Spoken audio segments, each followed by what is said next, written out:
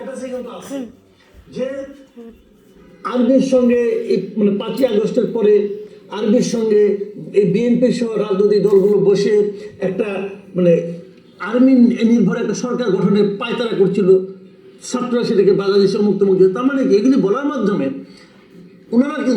উনি কিন্তু ওনার স্ট্যাটাসের মাধ্যমে আর্মিকে একটা পার্টি হিসেবে দাঁড় করে দিচ্ছে, জনগণের বিপরীতে একটা পার্টি হিসেবে দাঁড় করে দিচ্ছে আর্মিকে।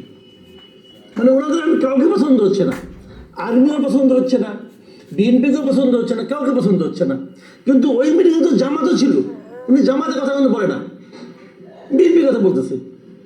তো এইগুলি বলার মাধ্যমে হয়েছে কি উনি আর্মিকে একটা পার্টি বানাই দিচ্ছেন।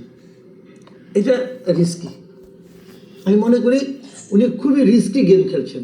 নির্বাচন যত ঘনে আসবে তত এই দ্বন্দ্বগুলো স্পষ্ট হতে থাকবে, কারণ যেহেতু নির্বাচন থেকে উভয় পক্ষই নিজেদের স্বার্থ উদ্ধারের চেষ্টা